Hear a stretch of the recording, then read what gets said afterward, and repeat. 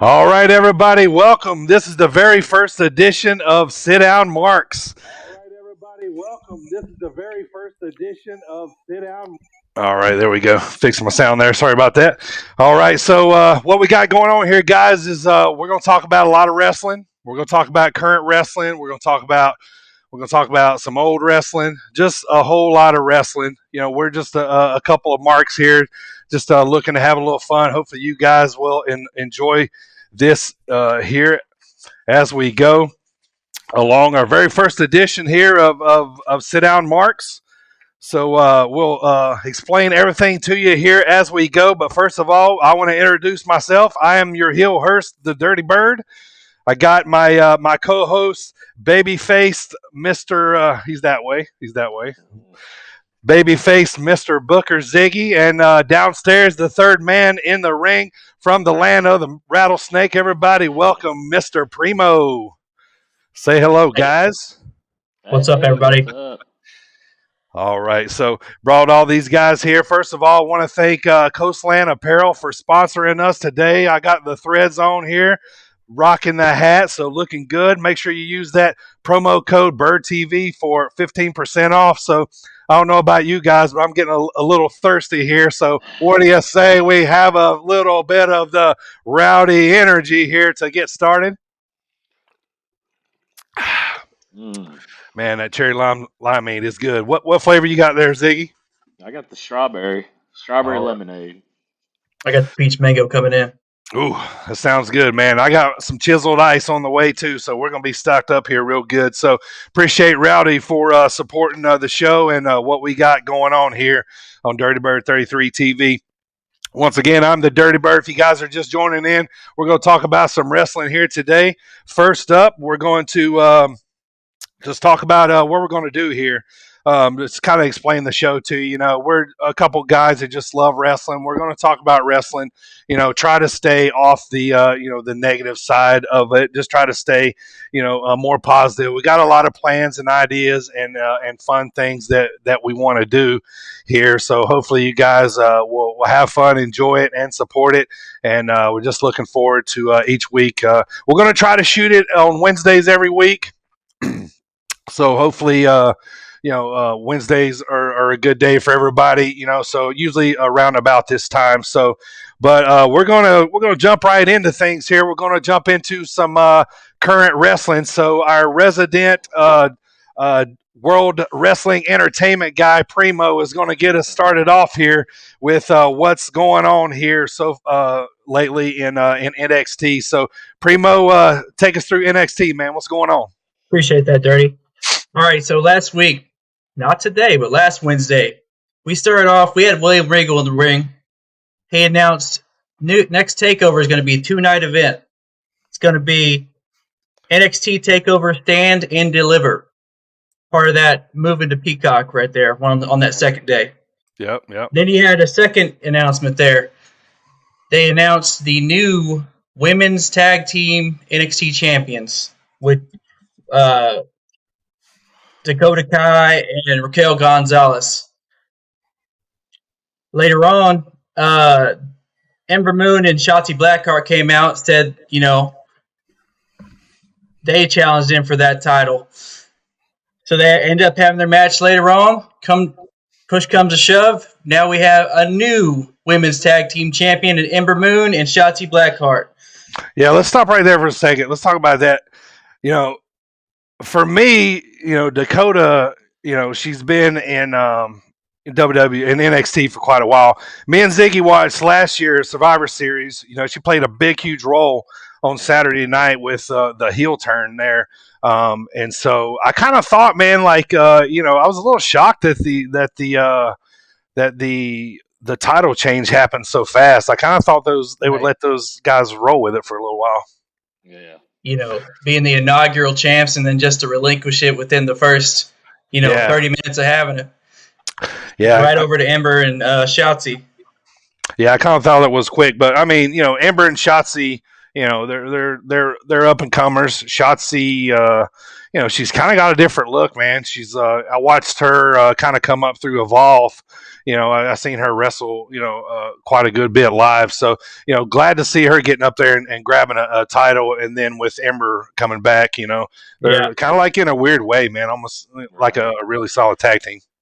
Yeah, it'd be interesting. You figured you'd at least see a chase for the title. Right?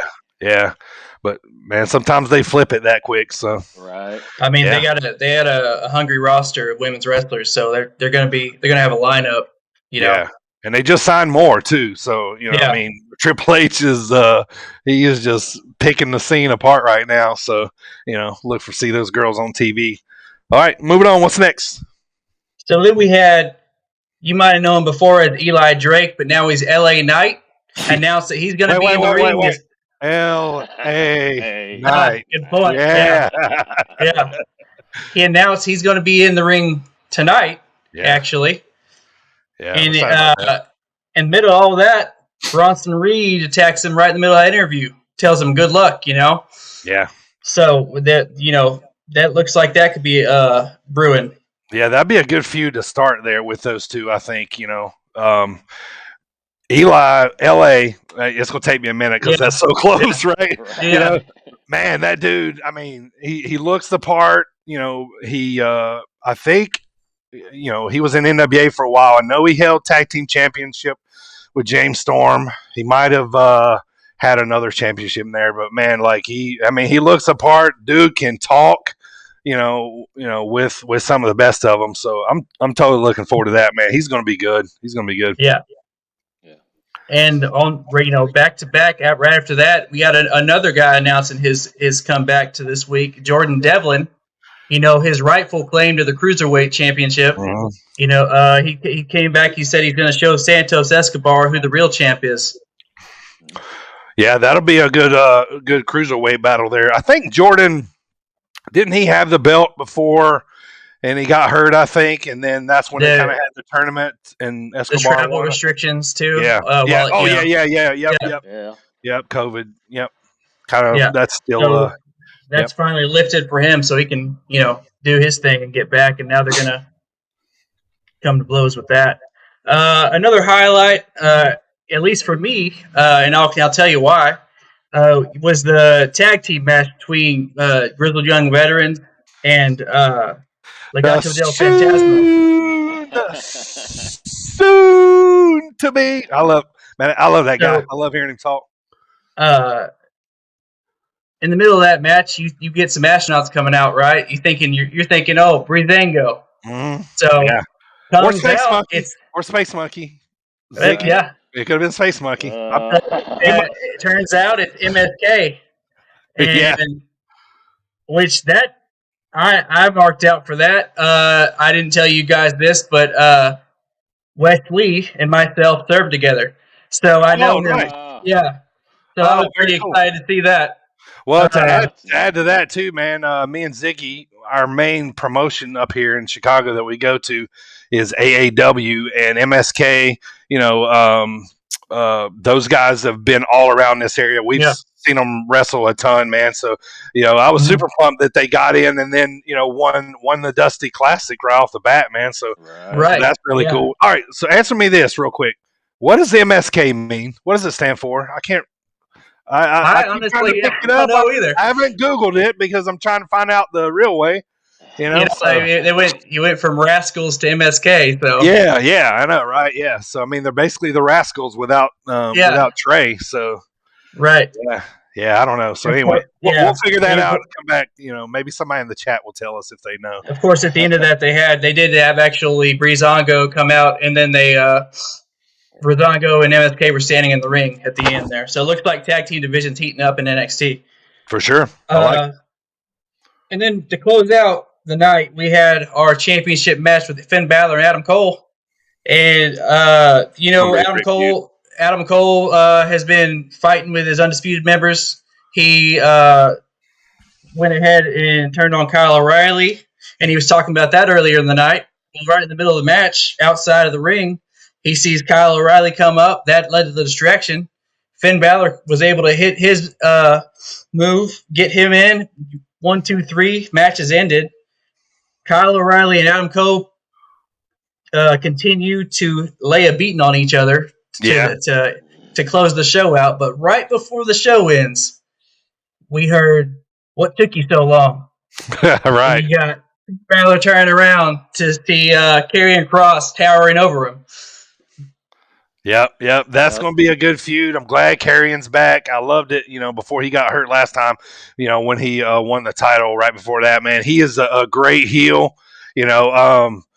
Christmas before last, right before he got signed, he wrestled Matthew Justice in AAW at the Windy City Classic. And, man, it was a great match. I fully expected it to be a soft match because I knew that Karrion had got signed, Killer Kross at the time. I knew he had gotten signed, so I'm like, he's probably not going to lay it in as much. But I'm like, Matthew Justice, he's kind of known for being, a very kind of hardcore match kind of guy. And, man, they went at it, man. It was a great match. It was a great match. So every time I've seen him, he's really put it in really well. So that ending was hot. I popped. Yeah. Both ways it went is. I was gonna say, I mean, there's storylines. It was, man. It was kind of cool how they did that. Yeah. And we get to see more Scarlett. So. Oh yeah. Always good when Scarlett Bordeaux is on the screen there. It's funny because I took my wife. She goes to random shows with me, and the first time she's seen Scarlett, and she said "Oh wow," and I said "Yeah," and she goes "Yeah, she don't like to wear too many clothes, does she?" It's like, no, she doesn't. But she's a lot more tame than she was on the indies. So, yeah. So that was the same thing to you the first time I saw her.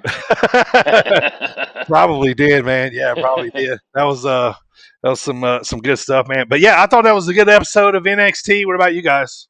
I thought, it was pretty solid. You got a couple guys announcing their comeback, their return. One debut and one returning. And you got some good feuds that have some fuel added to them. Yep.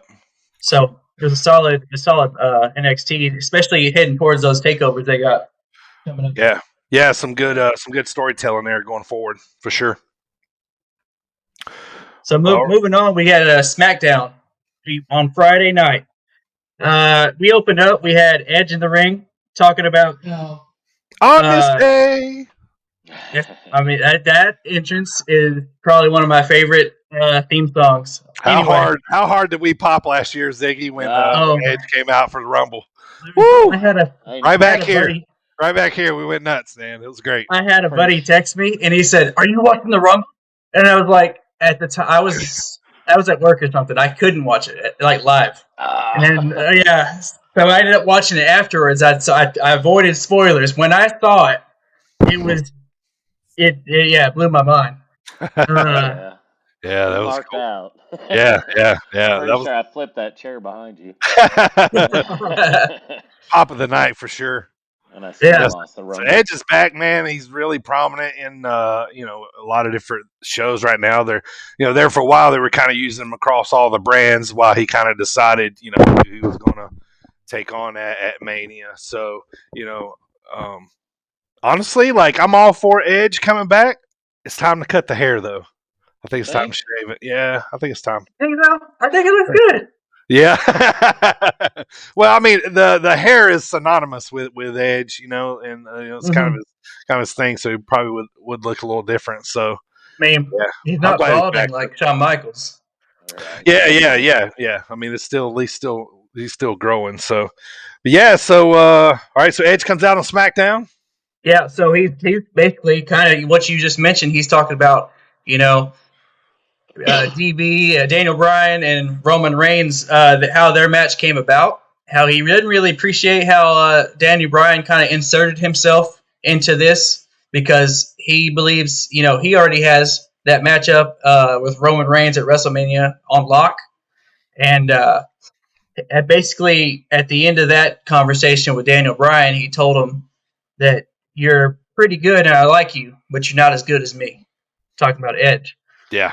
Right. Which, I mean, I can't disagree there. So, I mean, I like Daniel Bryan, but I've always been an Edge head. So, yeah. Just a couple notes about SmackDown. There weren't a whole lot of highlights, but Yeah. They did further the Seth Rollins and Cesaro build up that they have going on. Cesaro was in the match with Murphy, and Seth Rollins just went to town on him at the end of that match. Hit him with a few curb stomps. Yeah, and then, couple. Yeah, he had his head in the chair. He was going to go for the curb stomp with the head in the chair. Of course, his old minion Jamie Noble came out. Hey, Jamie! Hey, Jamie! Hey, man! Jamie Noble over here. Came out, and I got Jamie Noble held back Seth Rollins, but Right? okay. Yeah.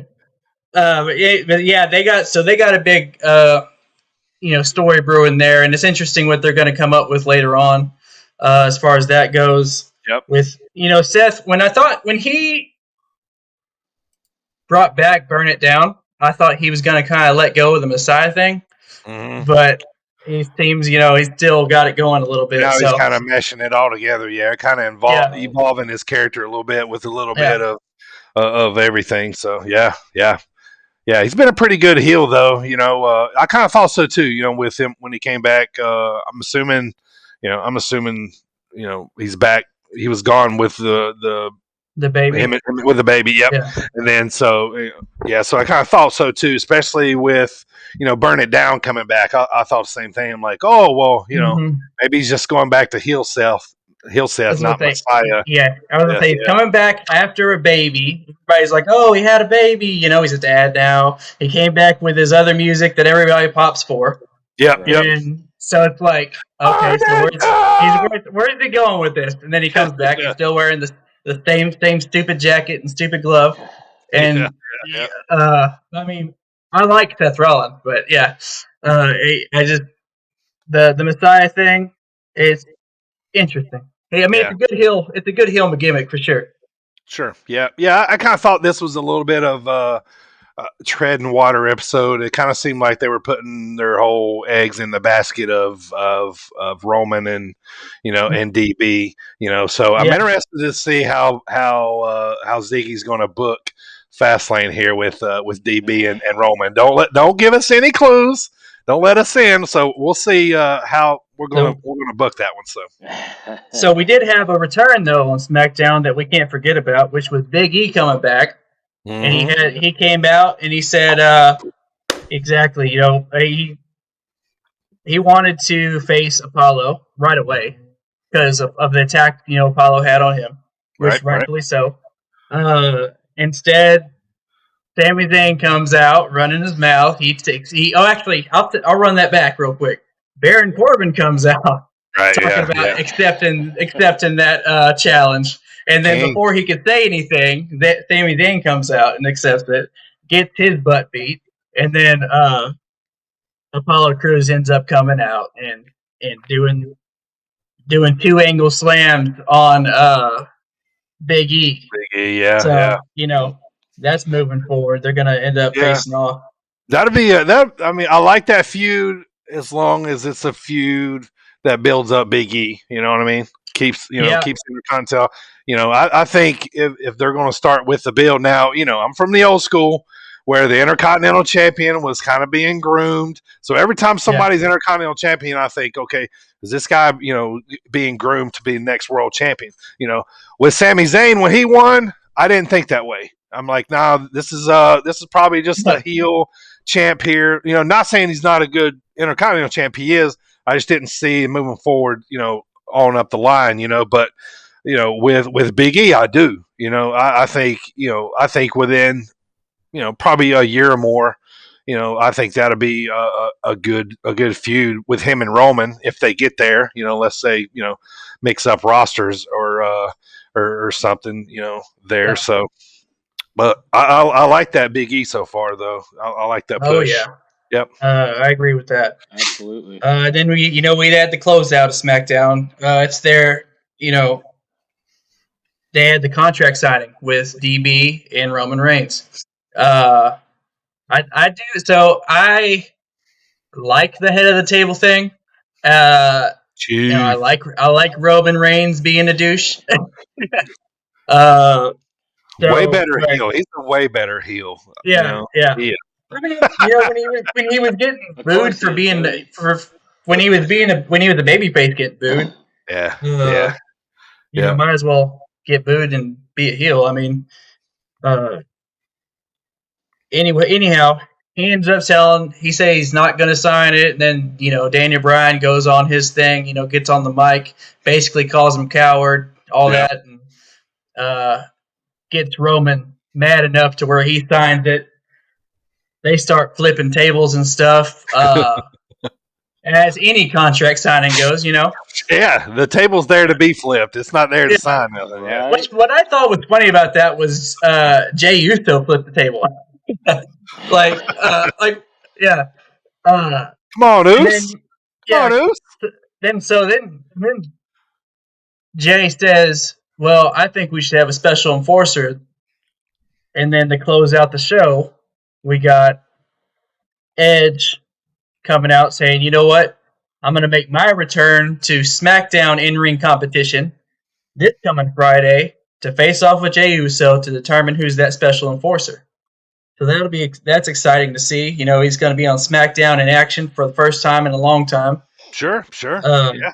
And that's obviously the right move, Right. to move, between WrestleMania and Fastlane. Yeah, definitely. And of course, they all ended up brawling, and then even Daniel Bryan even got a few licks in with that running knee to Edge at the end, and that was the end of SmackDown. Yeah, ended the way I kind of thought it would be, a little bit of a standoff. They still got this Friday before we go up. So I expect a little bit of a blow off. It wouldn't surprise me if next Friday we see, DB, on top at the end heading into the pay-per-view. So, a good little decent little opponent here for Roman. I don't think the belt's going anywhere till Mania, but it's just I don't even know that it's going anywhere at Mania. That's a conversation for another day. But I don't know, man. There's lots of money to be made if Roman is still champ, man. Let's put it that way. Yeah. So Absolutely. yeah, I'm not naive enough to know that, man. So yeah, Brock. I keep thinking, Brock versus Bobby, is just to kind of talk about WrestleMania for a minute, so is a possibility out there because they could, just think about how they could sell this thing. Just hear me out. 2 former MMA fighters, so they're gonna have those people kind of watching.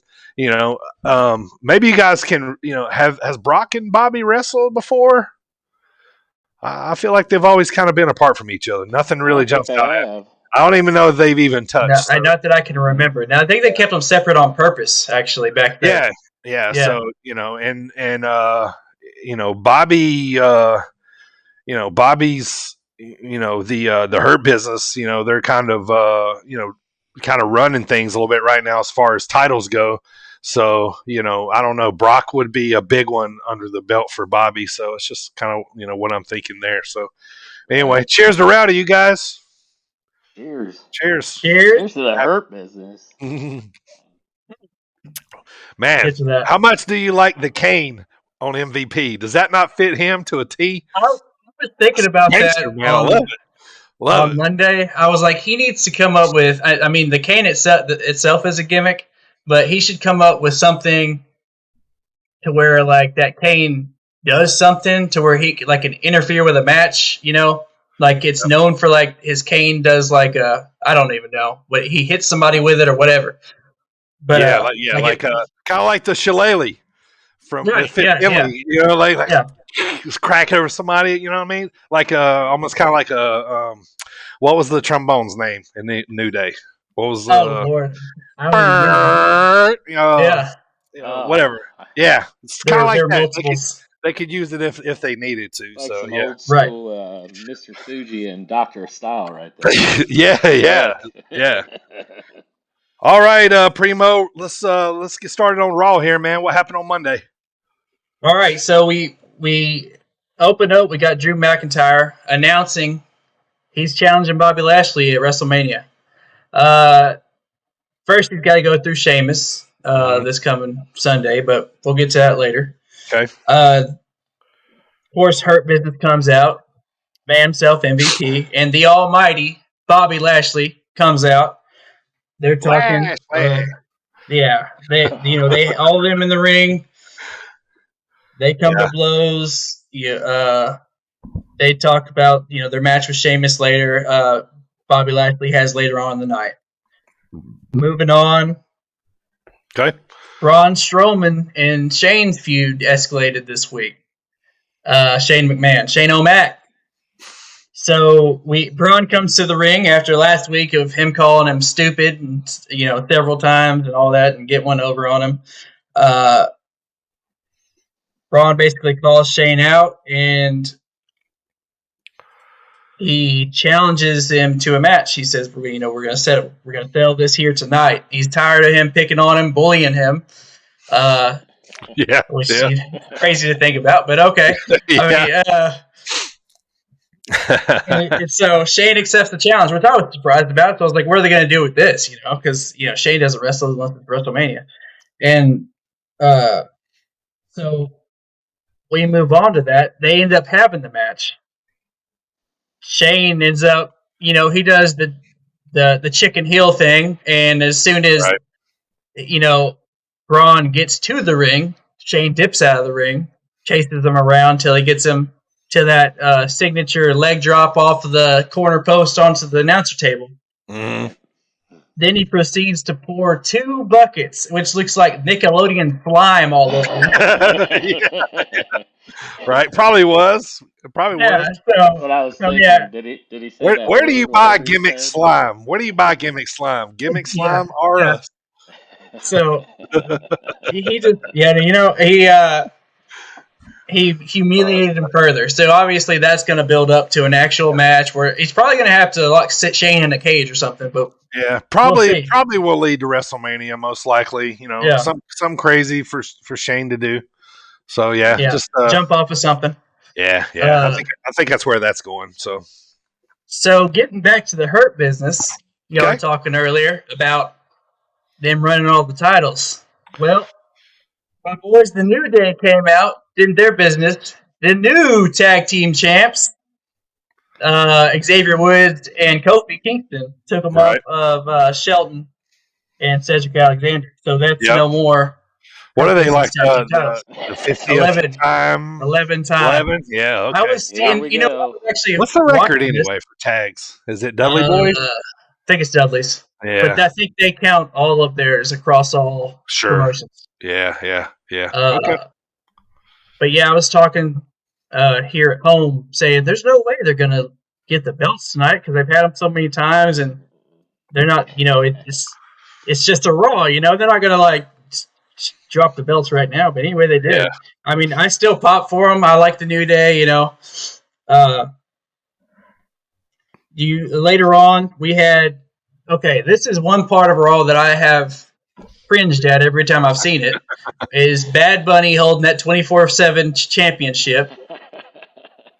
You ain't the only one, brother. Yeah, so he, last night was 316. R-Truth comes out in all the Stone Cold gear, the vest, the lunchbox. Yeah, he gives it all to Bad Bunny, and Bad Bunny says he has respect for the business and just hands R-Truth the 24/7 championship back. Right. Which that's all I was going to say about that until I watched Raw Talk. And on Raw Talk, John Morrison was telling R-Truth, Bad Bunny doesn't respect the business because he didn't make you earn the title. You didn't earn the title back.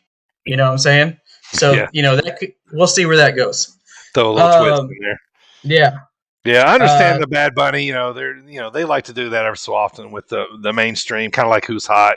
So he's gonna have a match at WrestleMania. He's gonna do something in a match. He's gonna do something with the Miz, probably. Yeah. Yeah, then he's probably going. Yeah. We had Alexa's Playground talking about how if Randy Orton wants to get rid of her, he'll have to kick her out of his life. with Randy Orton's response later in the night specifically says he will gladly kick her out of his life, which leads to them having a match this Sunday. So you think Randy Orton will actually punt Alexa Bliss in the face? No, I don't think so either. So I don't think so either. Yeah. And then we had the final match of the night. Bobby Lashley and Sheamus beat each other up in that ring. Dude, yeah. God, that was so stiff, man. Yeah, like, the sweat that was coming off these dudes. Yeah. I actually watched it late last night, man, and I probably would have texted you guys had it not been so late in the night that said, did you guys see this match? Because I mean, no shocker with Sheamus, he has stiff matches and he's known for being that way. But I mean, that was a slobber knocker, really. For sure. I don't know whichever way to describe it, but man, they were going at it, man, laying in on each other, and it's good to see that every now and again. Personally, they really were. Yeah. Oh yeah. I liked it. I mean, you could tell they were having a good match. They were enjoying it, and they were just beating the snot out of each other.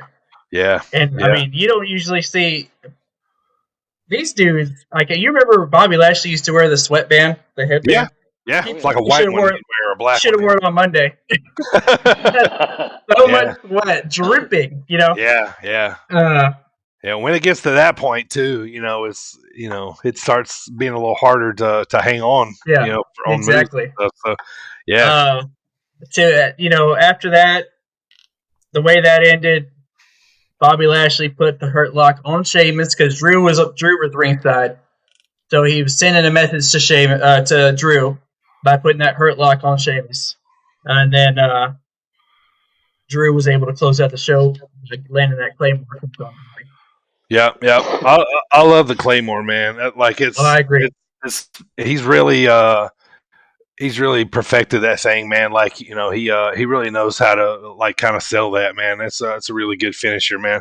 I like it a lot, and I mean, I don't care. I love it when he slaps his leg when he does it. It makes it for me. He's like, it's like bam, like right when he, so it kind of just fits, and for me, it's it's just part of it. So, but yeah, so that'll wrap up WWE for the week tonight. NXT's. Shortly, AEW shortly. So, Ziggy, man, let's hop on AEW here, man. Tell us what happened last Wednesday before we get into tonight after the pay-per-view debacle. Yeah, it was hot dynamite last week, at least in my opinion. I thought so too. I liked it. Coming off the pay-per-view, especially with the ending, which we'll get to. Mm-hmm. Show open first match was Phoenix with Pac versus Matt. Yeah, not Nick. Good back and forth match. I mean, I love Phoenix. From back in the day at AEW, seeing him. Yeah, we've seen that guy wrestled a ton, man, especially live. First time I saw him was Lucha Underground. Oh yeah. I've been hooked ever since. Yeah. Yeah, he's great, man. Me and Ziggy kind of watched him grow up through the ranks. I even remember one of the first shows where he was supposed to be on. He was having trouble with his passport, I think, getting over here. So in the real early years. But yeah, man, we've probably watched him wrestle. Probably 3 years before he hit TV. Oh, yeah. Probably Ziggy. Yeah, he's solid, man. He's great. Easily. He's so good. He was AEW champ for a little while. Actually, I was there tonight when he won it in LaSalle. Who did he beat for that? He beat whoever took it from Sammy right after Sammy took it. I think Brody King. Okay. Brody King, big tattooed up dude. And then because right after that, when Phoenix won, Phoenix lost it to ACH. ACH won it. Later on, so yeah, yep. This match is just kind of setting up, the for a tag team title match, which is gonna be fire. That's heck of a match. Spot Monkey City, boy. Great. Yeah. I'll watch the heck out of that. Lots of flippies. Yeah. Yeah. Make Cornette proud. For sure. So typical match. Pac and Matt, knock each other out and all that stuff, and Phoenix picks up the pinfall. Um, Set that up for the tag title match. Moving on, next segment, we had Moxley and Kingston. Now, I know Dirty's marking out for that combo right there. I know but I like it. I like it. They explained that just ridiculous dud at the Yeah. pay-per-view with the They're explosion match. they're utilizing Eddie and Kenny right now and Don Callis with the whole, so it's, even though we know it was a super botch, whatever, Right. it cracked me up when he was like, you covered up your buddy and there was 4 sparklers going off, in the corner. So I was laughing about that, man. That was great, but they're playing around it really well, man, with Don Callis kind of, attempting to make it look like, they really were just trying to make Eddie and Moxley look like an idiot. You know what I mean? Yeah. So, so like it was all planned. So, but anyway, yeah, that was. I think they're doing well. I love Kingston. Why he was, covering him. His PTSD from, his being days in on the street. Yeah, yeah. Talking about being in the pen and all this stuff, man. Yeah. He's so great. Selling the gimmick. He is, man. He is. So good. Yeah. So that led us into kind of a squash match with Cody versus Seth Gargis. Cody won that real quick. Just kind of set up the next angle for Cody, which I think is going to be another hot one. Penta came to the ring. He was sitting at the Spanish table. Yes, sir. So I'm gonna like that one. We've seen Penta quite a bit. Yeah. Penta brought his translator into the ring. Oh yeah. Called out about how talking about Cody's new baby. Yeah, that's what started the whole fight. Brawl. Yep. Yeah, I'm excited for that feud right there. Yeah, that's going to be solid too. Penta's really good. That went into the good old arcade with Chuck E. T and Orange Cassidy. These guys are just so out there. I mean, I just love it, especially. You didn't even put words in the machine. Right. Yeah. It's so like with Orange, it's so underwhelming. Like that's what makes it so great. The dude can wrestle. We've seen that plenty. But his gimmick is just great, man. Right. I know, and I don't know about you guys. Every time he does that and then jumps through the ropes, I'm like. Yeah, I'm like, oh my god, because he can't break his neck. He can't get his hands out. Yeah. He's got it down though. So he does.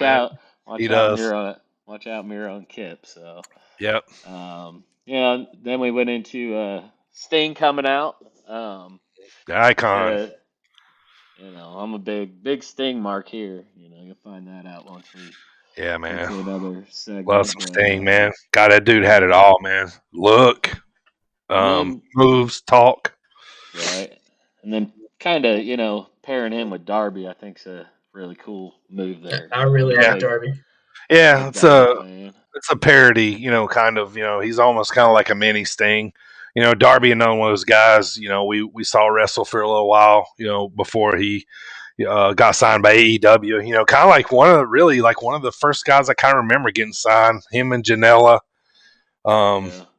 which, I haven't seen Dark lately. Is Joey been on any of those? I haven't seen him. I don't know if he got hurt. Yeah. Okay.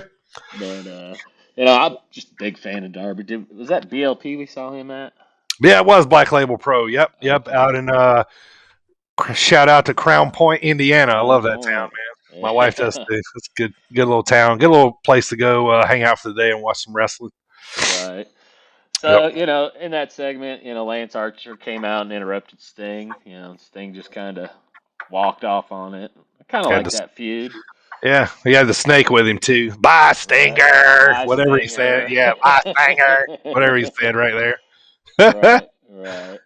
That went into a little backstage moment with QT about his actions towards, Dustin and just kind of saying emotions got the best of him, which, you'll see that segue into later in the show. The next match was, our boy Ethan Page. Love this signing, man. Ziggy can tell you, man. I'm a big Ethan Page guy. I love that guy, man. I think he's a great wrestler. He's a natural heel. I hope he is nothing but a heel. I liked him in Impact. Pretty good tag team there. With Josh Alexander, and they had a nice little run there. But Ethan, he's been grinding it out, man. He even had his own promotion up in Canada for a little while. So I was like super excited to see that he got brought over. So I'm hoping big things for him. So it looks like they're starting out. Let him get some wins. Let him kind of show kind of how much of a jerk he is and can be. So that's only gonna make it better. Dude is money on the mic, man. Like he's money like in a different way than Eddie. Eddie can tell a story. And you'll sit there and just listen, and he can totally sell you on everything. Ethan, he's like the best heel of like pushing storylines and insulting the crap out of you in the same time, but like in an intelligent kind of way. Like you'll see it, man. Like he's so good. He's so good. He's good. Like that's such a big pickup. Page versus MJF feud someday. Oh, I didn't think about that. Yeah, who's the heel and face in that one? So I don't know. I kind of don't even think it really matters anymore. You like who you like. Right. All right. Page ended up winning with a pin there off Johnson, who after the match, Page just got all heel and beat him up. Marshall got kind of segued into what happened earlier. QT didn't even come out to help, and Dustin made the save, and Marshall just walked out so we got a little feud going there off to the side. Yep. Little mid card action. Sure. Right. The next segment. Let's see here. Going through my notes. Tony came out to talk with Mr. Christian Cage, the big debut on the pay-per-view. All right, let's pause right there for a second. Yeah, I was going to say. All right, so Brian Cage is still there, right? Oh, Christian Cage is here. It doesn't seem like it's a smart play. I know Christian probably was the original Christian Cage, but you already got a Cage in there. Maybe Brian's going to change to what they call him, like the Swolverine. Is that what you call him on the Indies? Ziggy, yeah. So okay, all right. That shocked me when he came out at the pay-per-view.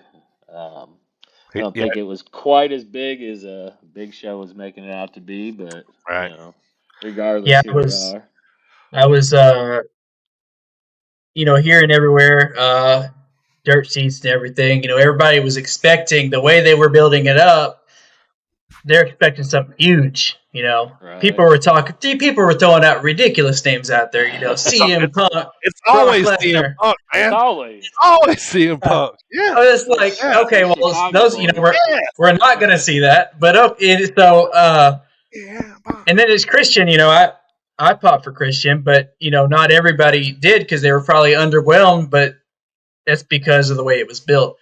But also, they also said it was Tony Khan's favorite, not Yeah. He built this as his favorite wrestler, and he built this as a Hall of Famer. Right. So how long until Christian's champ? How long, guys? Well, he had it in his hands on Wednesday, so he did. I mean, I don't think he's going to take it from Omega right off the bat, but I'm going to give it 6 months or less. Yeah. 6 months or Yes, he will. I can He's agree with that. he's Yeah. going to be champ. A slow burn would help. I mean, I don't know. I'm speculating like any other Mark, but Christian, he probably came back at the Rumble. He's in great shape. Decided he could still go. We would have loved to seen either him tag back up with Edge or go one on one with Edge. So I think he probably went to AEW looking for kind of a greater role since Right. this is probably his last run. As is Edge. Edge is getting that run. In WWE right now. Christian. Not. So I don't blame him for jumping over there. And probably got some nice change. To come over there too. I mean, he's probably he's real smart with the business, and they're probably using him as a mentor too. So a lot of those young guys. The war is back. Let's hear it. The wars are back. So. I love it, boys. I can't wait till we get back to normal, man. We get some people in the stands here, and AEW. I was going to wait to talk to it, but I'll talk about it now, man. AEW, Impact, New Japan. They're all working together right now with these different relationships, and I feel like we might be on the cusp of another boom because I really think that with these promotions all getting together, and they're going to make a run at being not saying beat WWE because I don't know if that's their MO at the end of the day. I just think they just probably want to be recognized as one of the best. But I mean, as a wrestling fan, man, you gotta love it. They're going all in here, So I think we got some nostalgia there too. We're just hoping to see that, true, yeah. WCW and WWE were going head to head. I mean, that was some of the greatest wrestling. It was, man. It's good stuff. I mean, they bring out the best in each other. Yeah. Right. Yep. Competition is good. Yeah. So back to the show here. Yep. We kind of got off track there about Christian. He didn't even come out. Omega came out. He came out with Don Callis and the Good Brothers. You gotta love the Good Brothers. I love that pairing. Right there. I'm not that well versed in what's going on in TNT, so the Callis thing, I get it. But they came out and talked about the sparklers and how they, which we talked about earlier, the dud and the ring and whatnot, and how they did it on purpose, just to, classic heel, deny make the him look like a fans fool and all that stuff, and make him look like a fool. So Eddie was an Impact. They kind of berated Eddie and was talking about how why he had to fire Eddie and all that stuff. Yeah, I remember when he was there. I remember he was there.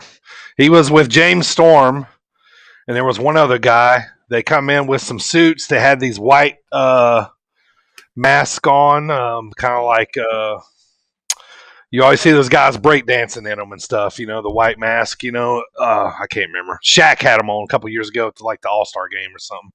Okay. But yeah, so anyway, they were like part of a group there. I can't remember the name of it, but yeah, it was a pretty short stint for Eddie and Impact. Yeah, so they just kind of berated Eddie and stuff there, and finally Eddie just flattened Omega and the Good Brothers, and Moxley came out, and it was just a big old brawl. So, yep. Which then led to Christian finally coming out. Kind of laying out Omega. Or Omega actually reached out for a handshake for him. Sportsmanship. Yeah, sportsmanship. Yeah, they had a little stare down, a little prelude to the future. Yeah. So Christian or Omega went to punch him. Christian ducked it and kind of laid out Omega. Callis rescued him, leaving the title in the ring for the classic Christian looking at it. Yep. So, yeah, 6 months, that's your call? Yeah, I know, right? We'll see. We'll see. Yep. 6 months or less. Right. So that led us into the next match. We had the three-way with the ladies. Britt Baker. Gosh, I'm gonna pronounce this wrong, but Ito and Nyla Rose with Yeah. Vicky Guerrero, who still just drives me crazy up till this Yep. point, but she's Yep. good at what she does. Yep. She's a good manager at this point. With Rhino and Thunder Rosa and Cheetah. It was just kind of a brawl there. It was kind of funny pointing out Ito continued singing while the brawl was going on. I don't know if you guys saw that, like nothing was going on. That's great. Yeah. Anyway, Thunder, Rio, and Cheetah won with a pinfall, and after the match, Baker, laid out Rosa with her crutch, and just a little beat down afterwards Sure. after the match. Yep. Next up, we had a little backstage segment with Matt Hardy and a Private Party, just kind of wanting to add, or he was signing someone new to the Hardy Empire. I don't know how you guys feel about this Hardy Empire. I'm kind of gonna wait and see. I'm gonna wait and see. Yeah. Okay. Yeah. I don't know. I feel like it's one of those things they'll go forward with, or they could come back next week and completely be cut. Yeah. So yeah. They say wrestling fans have a short-term memory, so. Right. Yeah. I like anything Hardy does, though. He just. He's always all in on it. So. Yeah, he is, man. He's a great wrestling mind, man, and he, I've always liked him because they're from North Carolina, as I am. But I think he's going to be great for moving forward, like either a match agent or just a booker in general, man. So he's reinvented himself quite a few times, and he got himself over, big time in Impact when virtually nobody else was, right. So yeah. Delete. Yeah. So he introduced Butcher, Blade, and Bunny to the Hardy Empire. So and how they're going to destroy 4 people on Elevation AEW Dark on Monday. So I guess. We'll get to that. Next up, my guy Darby Allin versus Scorpio Sky for the TNT Championship. Anything with Darby Allin in it always just fired me. Then you throw Scorpio in there too, so really good match. Scorpio's good. Darby won. Kind of did the sportsmanship thing at the end to paddle Scorpio on the back, and Scorpio. Refused, and Scorpio gave him. Allen had injured his ankle, in the match, and Sky kind of beat him down afterwards. And, so that brought us into the big ending. Swerve, if you will. Right. Yeah. I like where it's going though. Inner Circle came out to the ring. No Wardlow. Jericho, who's between Jericho and Edge, those are the 2 best promos in my opinion right now. But Jericho comes out and says, any great army that need to change its course and come out for a war council and all that fun stuff tonight, and talking about maybe it's time to introduce a new member. MJF pipes up that maybe it's time for a new leader and not a new member. Time to let someone go. Yeah. Next thing you know, old Sammy pops out. His music hits, walks out on stage, and just basically tells Jericho, "I'm probably the last person you want to see." And Jericho tells him how he's dead to the group. And Sammy jumps in the ring, and he's got the video on the big screen, the old video. MJF strolls out with Santana, Hager, and Ortiz. I think I got that right. Jericho, it's time for a new leadership and change, and they all seem cool with it. And MJF and Jericho just turns into an all-out brawl there. So, Yep. How you guys feeling about that one? A lot to unpack there, kind of. It was. Yeah, at the end there. Yeah, you don't He know which. said, It's almost like they left it open to go a bunch of different ways. But I mean, he said I wouldn't. Go ahead. No, go ahead. I was finished. I always say he said I wasn't trying to take your inner circle. Right, making my own.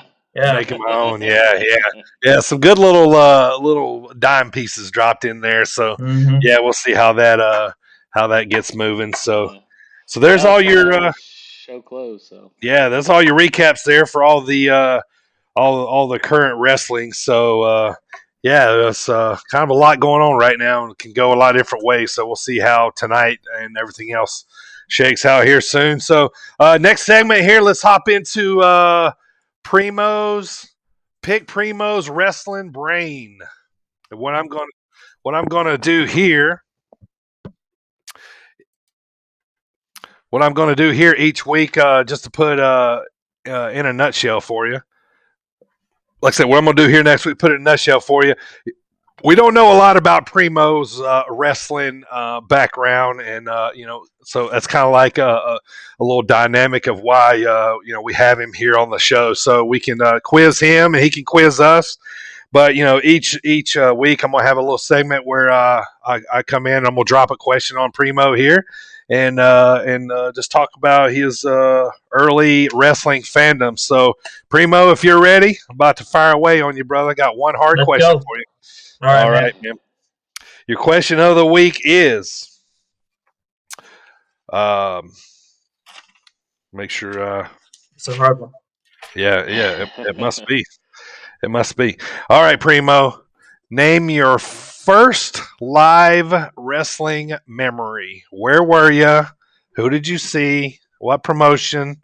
If you can tell me what town, what arena, just a brief little synopsis, man. Your first live experience. Go. I had it all queued up. You did. Old Primo brain right here. So first live experience was we had an indie show where I'm from. Actually, where I was born, Temple, Texas. So we had indie promotion, NWA 360. That night specifically, they used to do a monthly show. And it was at a gym called the Field House. They had every month they'd set up this ring, do the show, and they'd come back the following month. Anyhow, that night we had Charlie Haas versus Big Britt McKenzie. And this was what year was this? This was 9 years ago. I was gonna say at least no more than 15, probably. Yeah. Your first wrestling memory was Charlie Haas. Okay. Well, that was my first live memory because I didn't go to any live events until I was an adult. So okay. So he was the main event at this place. He was the main event. He was the draw because it's Charlie Haas. Everybody knows who the Charlie Haas is, and one half of the world's greatest tag team. Yeah, exactly. He came in, wrestled Brent McKenzie, and then that's just an hour-long little live thing to do. NWA 360. I don't even know if that promotion's around anymore back there in Temple, Texas.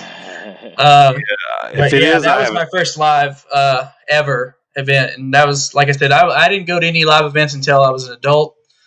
But man, it was awesome. What's even cooler is after I don't know, a few months of them doing that, they just allowed them to leave the ring up. And so if you went to that gym, then you could fool around in the ring. You was in there Irish whipping dudes, weren't you? Yeah, man, I was in there doing running the rope, everything. Oh, nice. Yeah, he was in there. Yeah. Woo! Exactly. That was a good time, man. Good deal. Thank you, sir, for answering the question of the week. Yes, sir. I just picked Primo's brain. We're going to do that every week with a certain question. So, cheers to Rowdy, guys. Cheers. Rowdy Energy, appreciate you supporting us. I got to ask a quick question on that. We got to show our age here real quick, Dirty. What was your first? My first ever live wrestling memory? Yep. Probably I thought about this too when I asked Primo this. Probably 1985, 86. I was 10, 11 years old. Dad took me to Dad lived in this little town called Spindale, which is kind of close to Shelby, North Carolina. If you're there, you know what it is. You know, it's a little dump. Anyway, they had this little National Guard armory type place, you know, and NWA was touring like crazy back then. So that night I saw Ricky Steamboat wrestle Ric Flair for the first time. And needless did I say, that night would I realize that I would end up seeing those guys wrestle each other 1,000 times or more after that. So yeah, that was the main event. The co-main event was Steamboat won, by the way. Babyface has always won the house shows. Steamboat won. The main event, or the co-main event right before that was Dusty Rhodes against Arn Anderson. That was in Dusty. Dusty took that, so that was my first. That's a heck of an introduction. yeah. So we were into it for sure. All right, guys, let's hop into our main topic here of the show. Tonight's topic: 5 favorite wrestlers of all time. We're all going to start at 5. We're going to break it all the way down to 1. So each time you name a wrestler and a number, just a brief synopsis, you know, quick little detail of why this guy is first. So Primo, start us off, man. Number 5. Great favorite wrestler of all time, man. Get us going. All right, man. So number 5 for me.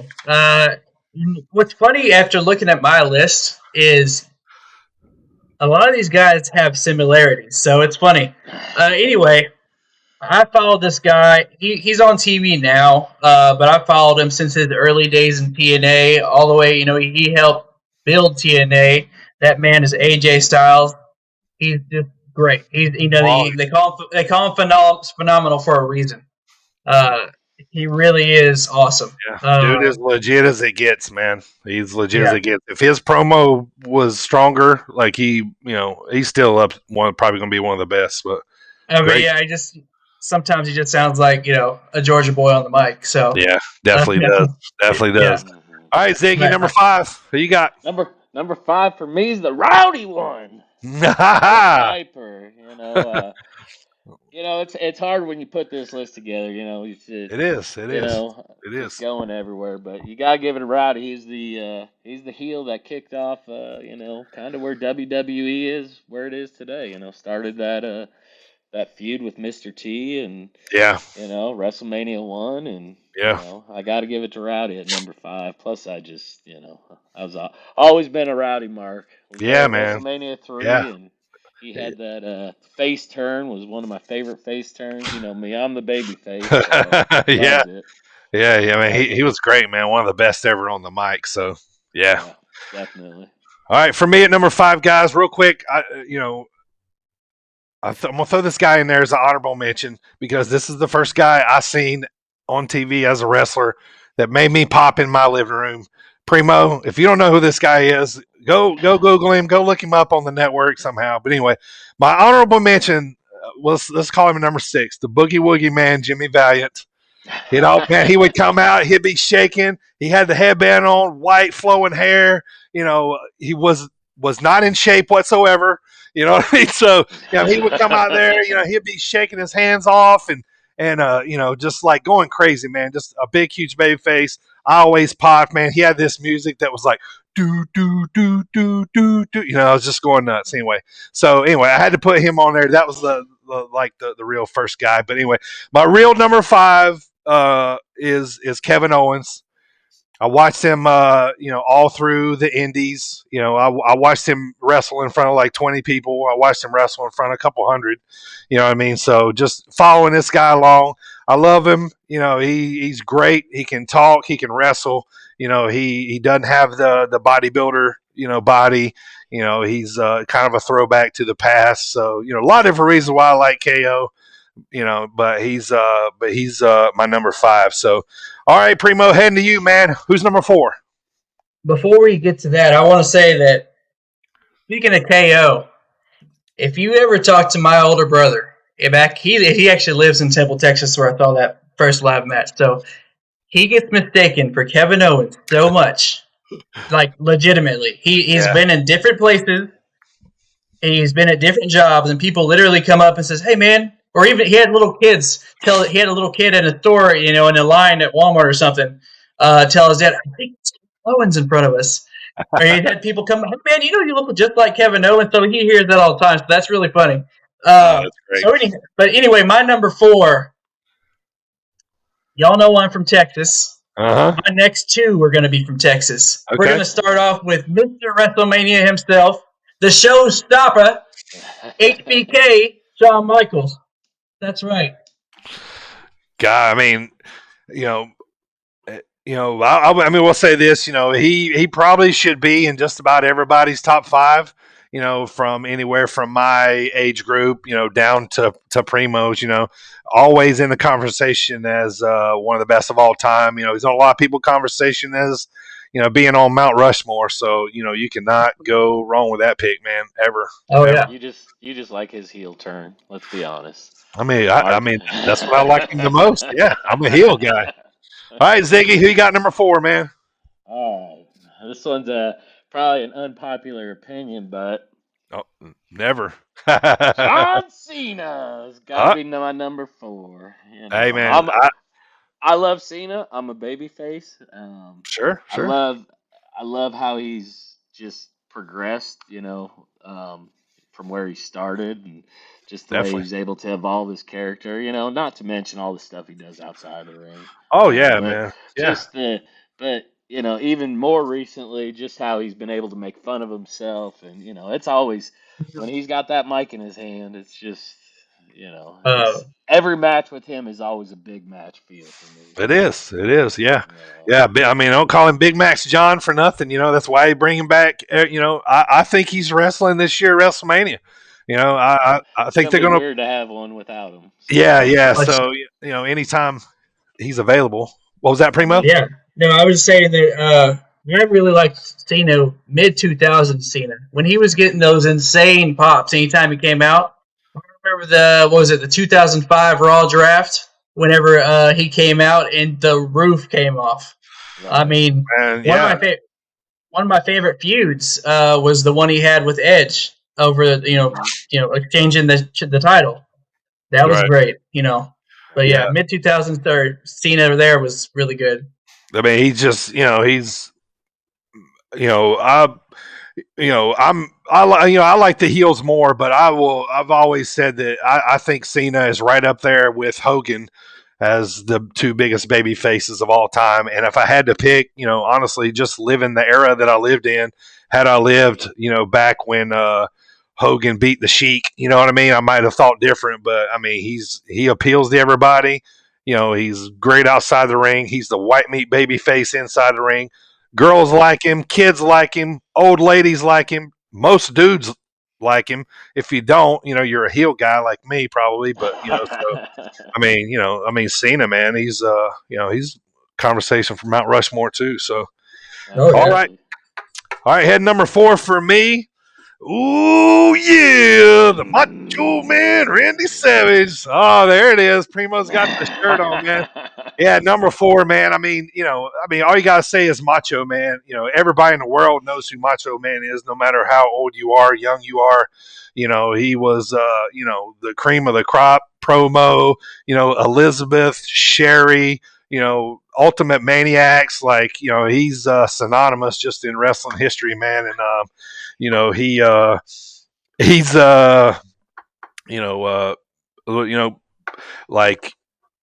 influenced so much wrestling. Every one of us, did an elbow drop off the top of their couch or our bed or, whatever. I mean, still, yeah. So he's just, he's one of the best ever, man. So, I got Macho at number 4. So, all right, Primo, let's head to top 3, brother. So I already kind of segued it before with the Texas thing. Mm-hmm. We already know Stone Cold Steve Austin is my number 3 pick. Oh, hell yeah.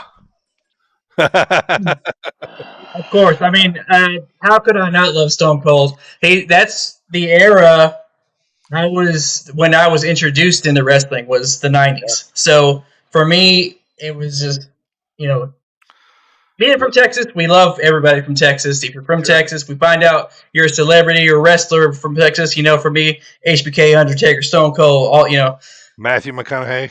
Yeah. Oh yeah. All right. Definitely. But no, Stone Cold is the man. Great, man. Yeah. I mean, always in everybody's conversation for top guys. So, all right, Ziggy, who you got at 3? I got to go at number 3. I got to go with Stinger. Okay. Go with Sting. The icon. The icon. I'm more of a WCW Sting. White hair. Late night. No, more like late 90s WCW. Okay. All right. Like the Crow Sting. Yeah, the bat. The Surfer Sting. I grew up a WWE, WWF guy, but you'd always see Sting in the Pro Wrestling Illustrated magazine. My dad would buy me from 7-Eleven on a Saturday morning, so I always wanted to know more about him. But man, when he came in with that NWO angle, that was a big Sting mark. So yeah, man, the Stinger Splash, the Scorpion Death Lock, the Scorpion Death Drop. You know what I mean? So.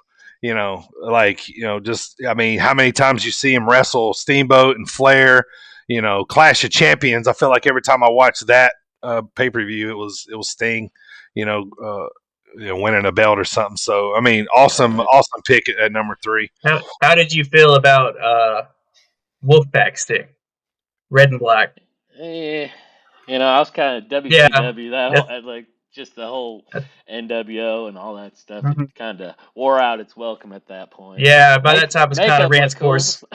Yeah. I mean, they put everybody and their brother in the NWO, and then when it was supposed to be NWO versus everybody, and then they bring Hall and Nash out, and then they're the Wolfpack, to kind of so that was kind of like the almost kind of the beginning of the end. But I mean, they still had a pretty good run there. They come out with the new Wolfpack song and all that. So yeah, I mean, he was the guy that pulled me away from WWF. I didn't watch WCW, and when that angle got going, he's the one that's what I was watching on Monday nights. For sure. Sting, another one of those guys, man. Girls like him, dudes, old ladies. You know what I mean? Like every wrestling, he covered them all, man. So. All right, guys, my number 3, and we'll dig down here a little deep here, just a little farther. This guy, I always loved watching him wrestle. He's the reason why I did the slingshot suplex on my brother all the time when I was little. But my number 3 is Tully Blanchard, member of the Four Horsemen. He's probably the reason why the TV title, the NWA TV title, is my favorite belt of all time. That was just synonymous. A lot of people are like, they associate Arn Anderson with that belt, but I associate it with Tully because I always thought Tully was TV champ, Flair was the world champ, and then Arn and whoever the other one was were like tag team champs, or Arn and Tully were tag team champs, and then like Barry Windham or Luger or whoever else was the United States champ, back in the Horseman days, the original Horseman. So Tully Blanchard, he's on AEW now. He's with FTR, so cool to see him getting back in the mix. Man, I just loved. He was just a great heel, man. Just a nasty, sleazy, look like kind of guy you wouldn't trust him around your wife kind of deal, just real dirty, you know what I mean? But a great technical wrestler. He, Primo, he was quarterback at West Texas State when he was younger. There's a lot of wrestlers played on that same team. So, but anyway, so there's my number 3. So, all right, man, Primo, top 2, brother, number 2. All right. Number 2, I've been a fan of Chris Jericho. He has adapted and evolved his character throughout the years so many times. Has been able to stay relevant. My other handle is Y2Shay for a reason. I love Chris Jericho. He's amazing. His mic skills are some of the best. And best ever. Oh yeah, like I said, his ability to adapt his character throughout the years and still be relevant is just amazing to me. The countdown to Millennium was probably my favorite thing ever. So The debut with Rock. The debut for The Rock. Yeah. Oh God, man, who knows? Comes out, with the. I'll go back and watch that ever so often. Like, that was gold, man, gold. Yeah. God, yeah, sweet. All right, Ziggy, number 2. I mean, number 2, we just talked about him, The Rock. It's The Rock for me. I mean, just what more is there to say? We all know about The Rock. And I'm loving his new TV show. I'm marking out for that right now too. Yeah, it's great. I've only watched the first one. I still got a couple more to catch up on, but yeah, I love all that. It was great, man. I mean, even just when we were at WrestleMania 32, me grabbing you. Oh, he's got his boots on. He's got his boots on. I know, man. God, that was awesome. Like, everything's bigger with The Rock in it. Yep. All right. Next up, my number 2. This guy. Had I grown up more of a WWF fan and not NWA, I probably would have leaned more towards this guy. I don't know why. I just, I liked his persona. I liked the gimmick. I liked the machismo. I like the curly hair. But my number 2 is Razor Ramon, man. And I don't mean Scott Hall. I mean Razor Ramon, it's like, Chico, you know what I mean? Yeah, it's like guy. Yeah. I mean, the bad guy, he was rolling up in the car, had the dice hanging from the windshield. He's cruising down. He's ladies' man. He's a gangster. He was like a Scarface, like spinoff. What dude don't like Scarface? You know what I mean? So, I love the gimmick. Constantly held my breath that he was going to win the title. My favorite match with him is the ladder match with Shawn, and he's a couple other good ones too. But man, I was just always such, man, this dude was cool to me when I didn't really know what cool was yet. You know what I mean? It's like I just knew this guy had it, man. One of the best to never hold the championship. He didn't need it, He didn't need it, and that was why he probably never got it. You know what I mean? He did great as the IC champ. So. All right, Primo, we're going to get to number 1. Name your top 5 all the way to number 1, culminating with your number 1 here. Yep. Start at 5. So like I said before, a lot of these guys have something in common. AJ Styles, with the exception of Stone Cold. Then you have Shawn Michaels, Chris Jericho. You notice how a lot of these guys have some kind of, smaller build to them. They do they're flashy in the ring. The number 1 guy that caught my eye when I was first introduced to wrestling, and I've been a fan of his even through all his trials and tribulations, and that is my guy, Jeff Hardy, and he's just number 1 for me. I've always loved Jeff Hardy. Wow. That's right, yeah. Oh, man, my North Carolina boy, man. I love it. I love it. Cameron in the house, man. I did not see that coming, man. I like that. That's great, man. Yeah. He's been champ befar. I think he's one of the guys. I think not long ago he crossed Grand Slam when he came back and won U.S. title. I think was the only one he needed. So anyway, I don't even know if they're counting 24/7 at this point. But yeah. Great pick, man. Jeff Hardy, man. I love that, man. I love that. All right, Ziggy, top 5 all the way to 1. All right, anybody that knows me, this one's an easy one. Yeah, I could pick that. What you gonna do, Mean Gene? I mean, I was a Hulkamaniac. I'm your card-carrying Hulkamaniac. I was there at WrestleMania 3. The electricity. I was. You in the Silverdome or the Superdome? We're in the Silverdome.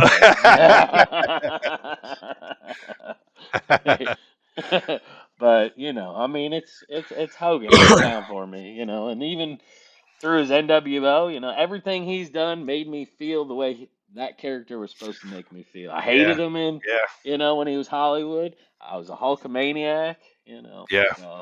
I mean, Hogan mark. When you were as a kid, man, and that music hit, the red, white, and blue, or the red and yellow hit, I mean, it was on, man. And me and Ziggy's old enough to know and remember when wrestlers came out without music. Like I remember when Hogan came out in the beginning without music. Place was going nuts, man. No matter where he was, no music needed. I mean, they knew he was about to come out, and it was pandemonium everywhere, man. So I can remember watching them, and 86, 87 in at the Rosemont in Chicago. Now the Allstate place is still there. That's where we went to Survivor Series last year or year before last. So, all right. So my top 5, I'm gonna round it out. Again, KO 5, Macho Man, Tully Blanchard at 3, Razor Ramon at 2. If you know me, there's no shocker of who's going to be my number 1. I grew up in the South. The man was the man. The Nature Boy was the only way. If you acted like a wrestler, it was Flair with the wooing, with the styling and profiling, the whole gimmick, the watches, the alligator boots, like everything, man. It was all about Nature Boy Ric Flair, and then it was just crazy as I grew up. I ended up running into him at places. My wife is friends with his daughter, and that was a weird twist. So I'll tell that story one day. But yeah, so there's our top 5, man. Kind of a little bit across the board there. Good first main topic, man. You guys really elaborated that well. I was really cool. I was surprised, and I knew Roddy would be on Ziggy's top 5. I knew Hogan would be number 1, but I wasn't sure about anywhere in between. So, and then Primo filling us in there. So Jeff Hardy was his number 1 favorite, man. I love it. I love it. All right, so moving on, guys. Right now, we've basically talked about everything so far. Right now, pick a champion across any brand. Tell me why first. Why you think this guy is the number 1 champion in wrestling right now, Ziggy? Start us off, buddy. Oh, I gotta go with Roman. I mean, okay. Just what he's bringing right now. It's kind of the one thing that's really got me. What I'm watching WWE for right now. Yeah. I love his heel turn. I think the pairing him with Heyman's great. I think we're gonna hit that Brock feud again, and it's just gonna be even bigger. So I'm loving what Roman's doing right now. Yeah, I think you're right. I'm gonna go next, man. My favorite champion right now, I'm gonna go with Omega. Just because with Omega being champion, it's almost kind of spearing this. Kind of spearing this New Japan Impact kind of all relationship, because Omega is so prominent in Japan, and so I feel like he's kind of like the main man right now. Still kind of fresh as champ. Had the AEW, I thought the pay-per-view was good up until what happened at the end. Everybody's only going to remember what happened at the end, But let's just say had that been a big, huge explosion, like boom, like places on fire, Eddie Kingston's running out of there with his shirt on fire or something, like something nuts, like everybody's probably talking about AEW because, the pay-per-view was that good. So, anyway, just for the relationship of New Japan Impact, where I'm going to say Omega right now. So, all right, Primo, who you got, man? I think just because this is his opportunity at another run at this, and because his New Day brethren are on Raw, the fact that Big E has that IC strap right now, he's able. If you watched his 24 special, he talks about how he wasn't able to give that first IC title run like his full effort. He didn't like that first run. So I'm excited to see that he is doing something as on a solo thing here on SmackDown instead of going stagnant. How sometimes that happens when you're not with your crew. Definitely. So I am excited that he's able to do something in that IC, and I'm excited to see what he does with the IC belt. Yeah, me too. And, good choice there too, because, like we talked about earlier, the IC champ is usually the lead up to, for a later build, so, I mean, Big E Roman, man, I'd watch that, that's, 2 solid players there, man. Why not watch that? So, all right. Next up, I'm gonna, take a minute each week and just kind of talk about, a wrestler spotlight. And tonight I'm going to pick Eddie Kingston, just because, with kind of what's going on right now, my backstory with Eddie though is, obviously been watching the independent scene for years. Me and Ziggy have been hitting up Chicago for quite a while. And he wrestles around here, a lot. So he's been grinding on the the indie scene for years. Finally got his breakthrough kind of back during quarantine when he was he did a spot on AEW, and then and then what was it? A hashtag started like sign Eddie Kingston or something like that. So he got like this big, huge grassroots effort going on, which everybody, if you've ever watched independent wrestling, especially in the Chicago area, you've probably watched a show that had Eddie on it. Eddie can sell. Eddie, he can talk on the mic with the best of them. He's a great heel. He'll, if there's somebody in the crowd giving him, junk, he'll come over and call you out, and I always say this too, like, my wife, she watches wrestling with me, but she never really wanted to go to an indie wrestling show, right? So I took her to a Windy City Classic a couple years ago. Eddie was on the card, and doing Eddie Kingston things all night. Well, she loves him now, and so now if she wants to go, she wants to know if he's on the card or not. So, but anyway, just get back on Eddie. He's just really coming into his own right now. They're kind of using him as a kind of a scapegoat a little bit as to what happened, or didn't happen with the with the screen not exploding. So, man, his role is just it's moving up. I'm so happy, super excited to see what they can do with him, and now they're kind of doing this little team up with him and Moxley. So that will be interesting. So next up, Ziggy. I'm going to throw you off. I'm new at this. I got to grab my charger. Okay, yeah, no worries. No worries. You grab your charger. We'll swing back around here. So I'll just take this second to thank all our sponsors, Rowdy Energy, for supporting the wrestling talk show here. So cheers to those guys. Appreciate you guys supporting the show. Also, guys, right there on the screen, www.coastlandapparel.com. Go check out all those guys. They have some really awesome hats and shirts, summer wear, spring wear, all that kind of stuff. A lot of cool clothes. We all got clothes coming. This company, they are out of North Carolina, and they are supporting what we do here. So, use that promo code to get yourself 15% off. That'll usually pay for your shipping, if not more. So go check those guys out. Appreciate them supporting us. So, all right, we're getting down to the end of the show here. So we got a pay-per-view coming up on Sunday. So Primo, I'm going to let you take this from here. Primo, basically what we're going to do here, let me show you guys the graphic here.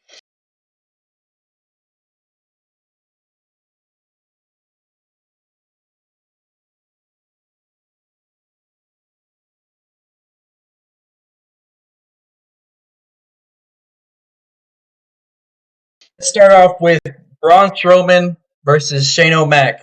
All right, real quick here. Let me run over this real quick. What we're going to do is each time there's a pay-per-view coming up, Ziggy is really good at booking what happens in wrestling. He might, he might start pooping the bed from here on out, but we'll see. Yeah. So far, he's been really good. Yeah. He makes a lot of really good predictions. So I'm going to put him up against the wire here.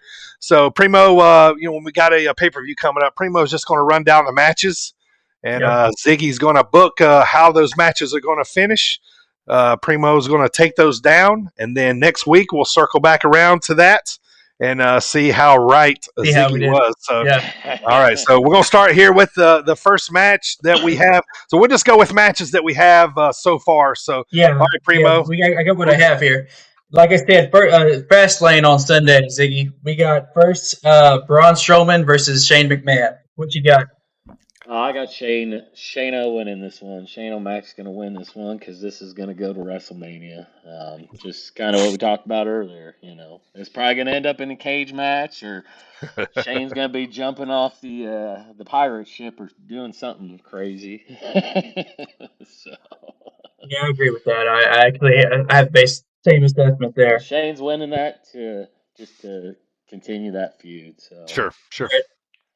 So next up, I got Randy Orton versus Alexa Bliss. I don't know where this is gonna go. We're really glad that you're our friend. I mean, are we gonna see the return of the Fiend, or just It's about time. I think WrestleMania looming. I think it's just gonna be something goofy where the Fiend pops up. I don't see Alexa and Randy laying hands on each other. I don't see that happen in WWE, but I think it's gonna be a DQ. Yeah. And we just see the return of the Fiend. Just kind of, I think this whole pay per view is just gonna segue everything into WrestleMania. So Fastlane usually is. All right, next match. Speaking of, we segueing into WrestleMania. We got Drew McIntyre versus Sheamus. I mean, McIntyre easily. Yeah. That's the feud for WrestleMania is McIntyre and Lashley. Yeah. So that was easy. That was too easy. Next up, just think about. We were just talking about him. IC Championship match: Big E versus. I got Big E. I got Big E winning this. I think we're going to see a heel turn on Big E down the road. That's where I see this is going. I think he's going to be an excellent heel. I mean, he's great on the mic. Yeah. I think he may lose the belt at WrestleMania. A mad Big E could be a fun Big E. Yeah. We haven't really seen him mad. So that's where I see that one going. All right. Okay. We got the women's tag championship match: Shayna Baszler, Nia Jax versus Sasha and Belair.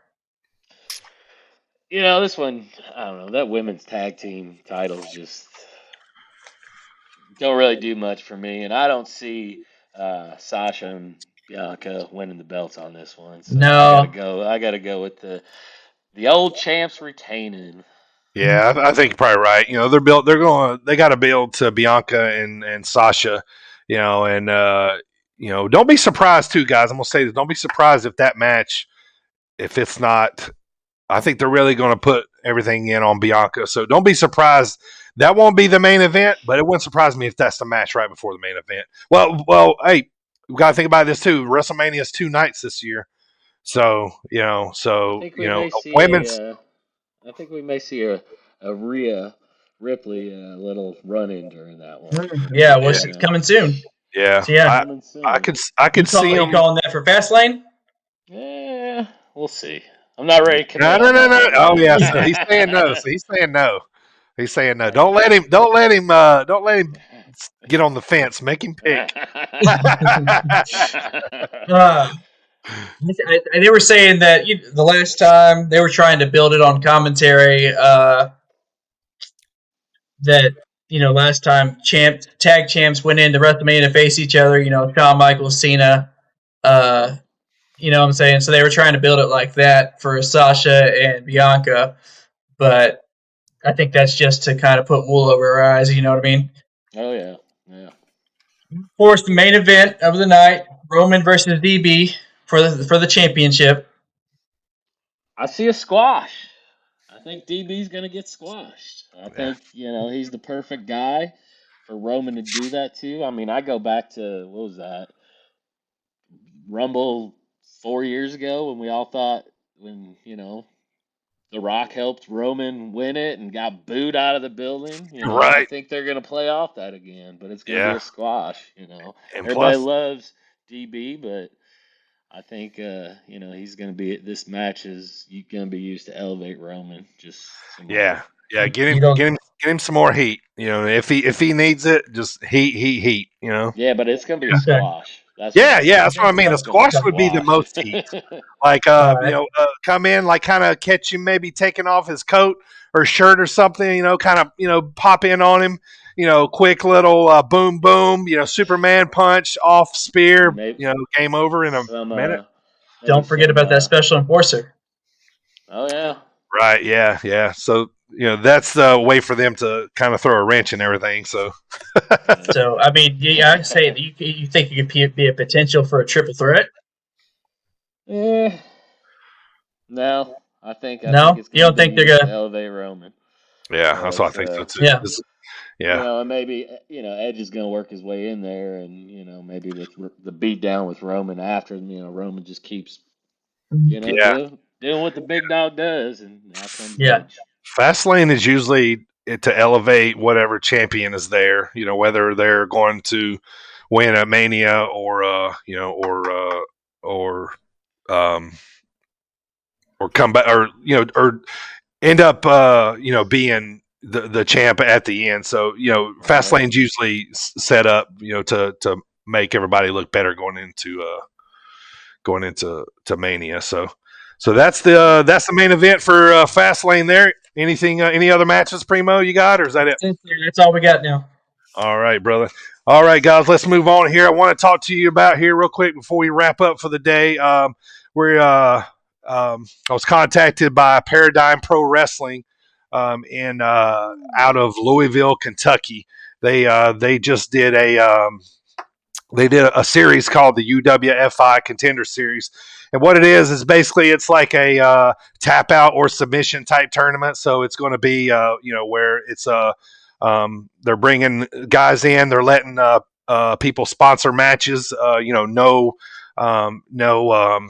fans, so it's going to be like a closed arena match. So they contacted me. I was more than happy to sponsor a match here. So I'm going to pull it up here for you guys. We are here at Dirty Bird 33 TV, and Primo and Ziggy here. We've all come together. We're going to sponsor this match here between Matthew Justice and Dominic Guarini. This is two pretty big hotheads and good wrestlers here in on the independent scene. So these guys are known for wrestling pretty stiff. So that will be I think. Right now, they're saying it's going to be March 24th on Independent Wrestling TV. So we'll stay up to when that was going to happen. So if you don't have IWTV, go check it out. It's $9.99 a month. It shows all a ton of independent wrestling here. So we're going to sponsor that match. So looking forward to that, man. That's going to be real cool here. So appreciate those guys letting me jump on board there with them. So we've come here to the end of the show here for our very first episode. So, kind of just want to talk about here on the way out what we like and don't like about wrestling. So I'm going to go first. So we're going to call this segment Thumbs Up, Thumbs Down. So thumbs up on wrestling, man. I'm really excited about the New Japan, AEW, Impact, all working together, actually. And I just remembered I never covered Impact. We totally forgot about that. So let me run across what happened on Impact real quick. Just let me run across my notes, guys. I don't know. I guess, first episode, so got to give me a little break here. So that's your guy, too, Sammy. I know. Yeah. So last night on Impact, they were coming off a Sacrifice pay-per-view. It was more of New Japan, AEW, all mixing together. Juice Robinson and David Finlay, the son of Fit Finlay, they won the tag team titles from the Good Brothers, Carl Anderson and Luke Gallows. So they were just on AEW with the titles. So now Finn Juice is what they're calling him. Man, I love Juice Robinson, man. I got to talk about that guy more. He's great. They're going to take the Impact Tag Team titles to Japan and show them off there in New Japan. So new tag team champions. The main event of Sacrifice was Rich Swann versus Moose. Now, the storyline was Rich Swann is he's the Impact Wrestling champion. Moose, former Falcon. He had found the TNA title, dusted off the dust, brought it back. He was the TNA champion. So anyway, so they were unifying the title at Sacrifice. Well, Swann won. So Moose wasn't even on the show last night. So Swann won the title, sees the unified champ. So he is now going to wrestle Kenny Omega at the Rebellion pay-per-view April 24th. So Swann, Impact champion versus Omega, AEW champion. Probably going to be some sort of schmaz, nobody, I don't think anybody's going to win that match. But a couple notes, like I said, D'Lo and Matt Stryker are the new announcers, commentators for Impact. So they are kind of stepping up their game. I always love Matt Stryker. He's as good as he ever was. D'Lo's been a pretty good color commentary guy with him so far. So Ace Austin is the X Division champion now. I seen him wrestle for the first time live back 2 years ago, and this dude's legs are like this big, man. They're monsters. Like the TV doesn't even do him justice. Of he's got some monster legs, but he's a X Division champion again. Basically, he beat TJP that used to be in the cruiserweight in WWE. So he beat him for the title. He X Division champion. It's kind of like the Intercontinental champion. It's kind of the same deal. Usually it's a guy they're going to push later on. So, but anyway, the feud leading up to the how they closed the show was Sami Callihan versus Trey Miguel. They kind of been doing this. Sami Callihan's been calling out Trey Miguel for not having wrestling passion. They're kind of playing off with MSK leaving. Kind of like Trey's on his own. He's kind of lost his passion. So they're doing this thing where he he's trying to build Trey back up, but he's beating his tail, the whole time. Some tough love. Yeah, but let me tell you guys, though, Sami finishes this match with a gruesome package pile driver, man. Like, he puts him up and, like, jumps up in the air and, like, comes down. Like, boom! I was like, ah! Sitting there watching Trey's hair. But, yeah, Wow. it was a pretty nasty package pile driver. So that's what happened on Impact. Sorry, I'll do it in the right segment next time. But here's the one thing, too, I wanted to tell you about, Ziggy. When FinJuice beat the Good Brothers, guess what finishing move they used? What's that? Doomsday Device. They did. They used the Doomsday Device, and which they did not use last night when they won the title. Right. They beat a couple other guys. They didn't use it. They used David's finishing move. But to win the title, they won the Doomsday Device. Doomsday Device. Yep. So quick little recap on what's going on the indie scene. A lot of the shows are starting to kick back up. A lot of shows are doing, no fans or very limited fans, social distancing shows. GCW, Game Changer Wrestling, they've been running for a while. Our home promotion, AAW, they're trying to get back up and running. So not a whole lot right now. These guys are still doing a lot of, like closed fan shows, that kind of stuff. The match that we're sponsoring, kind of like stuff like that that's being, so not a whole lot right now. But I will talk about the latest wave of indie guys that got picked off. We just lost Chris there. That got picked off. At the end, we got Harlem Bravado. He got picked up. Anthony Henry is going into NXT. Let's see, Eli Drake, LA Knight. He's in there. So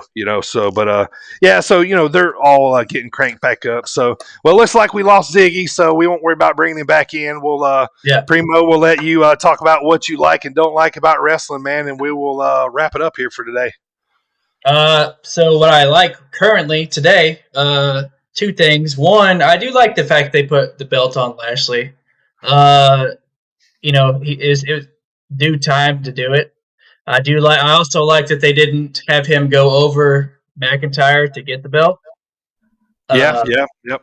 That's why they threw the Miz in there to begin with, so that there would be like an in-between guy. That was basically Miz's only role in that.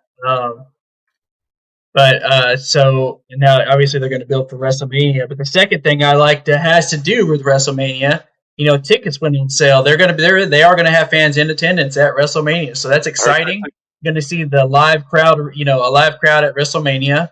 Yep.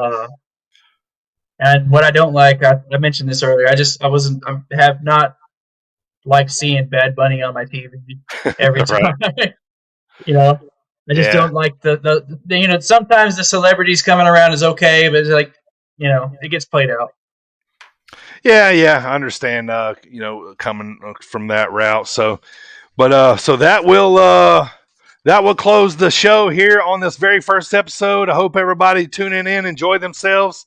We'll bring Chris back in or Ziggy back in here with us another time. So he got disconnected. So hopefully you guys enjoyed the show. Primo, thank you for coming on here with us. Looking forward to many more of these shows. We'll be back here the same time next week. Maybe we'll try to start a little earlier and get done so you guys can get to NXT. So we will. But first show, man, I thought it went really great. So it went great, yeah. Yeah, thank you guys all for hopping in here. We'll tell you the story of Sit Down Marks next time when on episode 2 here next Wednesday. So thank all you guys, and we'll see you soon.